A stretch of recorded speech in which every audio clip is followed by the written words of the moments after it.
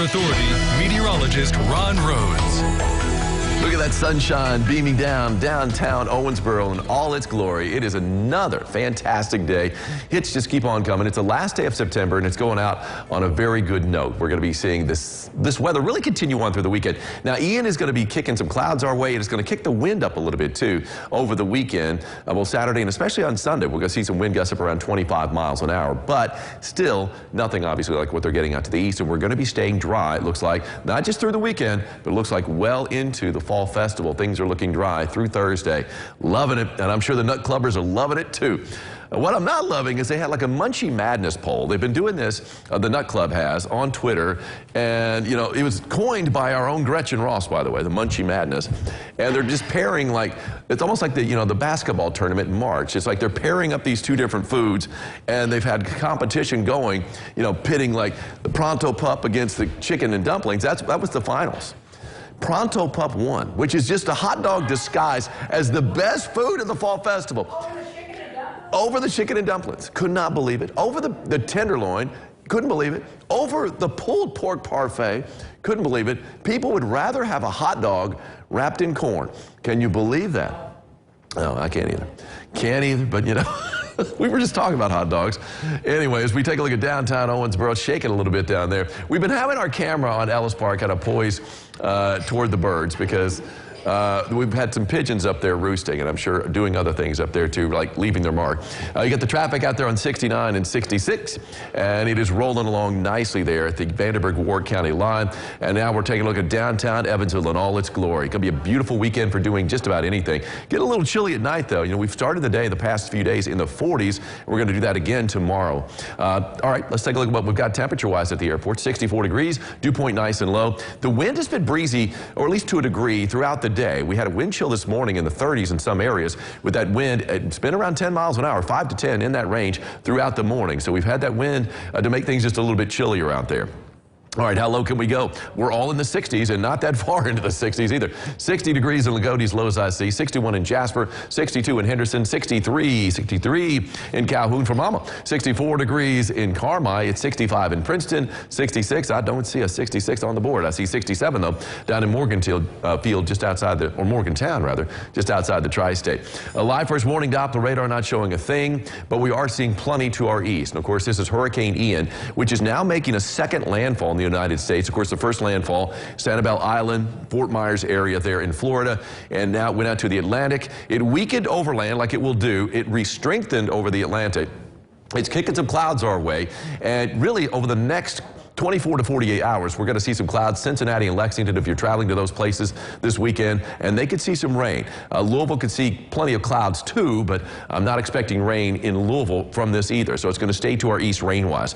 Well, this is it. I mean, it's making landfall right now. It's Category 1.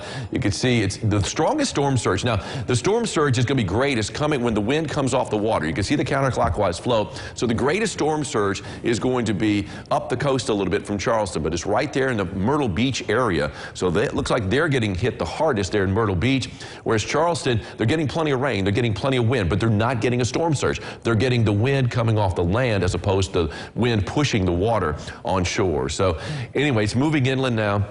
And let's take a look. You can see the close-up here. There's Myrtle Beach right here. Looks like the strongest storm surge. It's just a little bit down to the southwest on the coast there of Myrtle Beach, but still getting hit pretty hard there with a Category 1.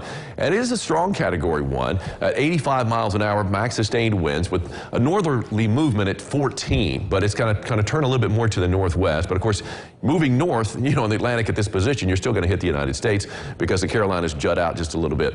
All right, here's the track expected for Ian as it continues to work its way inland over the Carolinas really throughout the day today. And then overnight tonight, you can see by 8 o'clock tomorrow morning, still basically on the Virginia-Carolina line, and packing winds at 30 miles an hour. So new projections coming from the National Hurricane Center are weakening it a little bit more. It was showing basically 50-mile-per-hour winds as early or as late as tomorrow morning.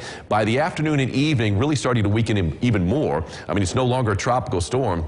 at that point in the Carolinas. But as it moves to the north, there's still going to be a wind maker, still going to be a rain maker, and it's going to kick some winds our way. And like I said, it's going to be a little breezier tomorrow as a result of that, and it's going to be a little bit windier on Sunday too. So anyway, future tracker, really not much of anything to track for us during the day today. Plenty of sunshine. Here are the clouds that are kicking in and into the Louisville area, and of course Lexington and Cincinnati too. We'll see plenty of clouds out there. We're going to get some higher clouds, but the thicker clouds will be to our east. As we kind of work our way through our Saturday, you can see those clouds starting to recede a little bit as it starts to drift off to the northeast and back out to sea, and good riddance to Ian at that point. And really not much to speak of as far as any cloud cover on Sunday. So we're looking pretty good along those lines. But if we do see anything, like I said, mainly high clouds. Sunshine will have no trouble peering through them.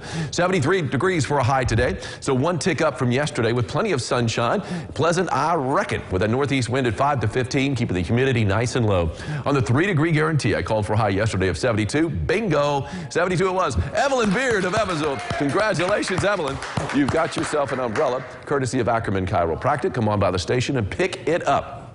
Over the next 7 days, temperatures are staying in the 70s for highs. I mean, just about ideal. The average high is 77, and that's pretty much where we're going to be next week at the Fall Festival. But below the average today and tomorrow, and also on Sunday. And again, a few high clouds out there. Look at this, the first 4 days, Angie, of the Fall Festival looking dry. A few extra clouds in play on Thursday. But, I mean, highs in the 70s, lows in the 40s, and low 50s. Great. Cannot ask for a whole lot better than that. No, it's great. That's wonderful. I mean, Mother Nature's just working overtime to please us. Thank heaven. We are living right. Just in time for the Fall Festival. And look at this. I mean, speaking of Mother Nature working overtime, that is a beautiful sunset. A couple of nights ago, that was in Inzer. Carla Latham is the one that got this wonderful shot from just outside of Owensboro in Davis County. I love it. I love the golden glow, and then you got the underbellies of those clouds lit up. Red and orange, so pretty. Looking good. Thank you so much, Carla. You know who else is looking good? Our gal Susanna Dickman is getting ready for a fall treat for you.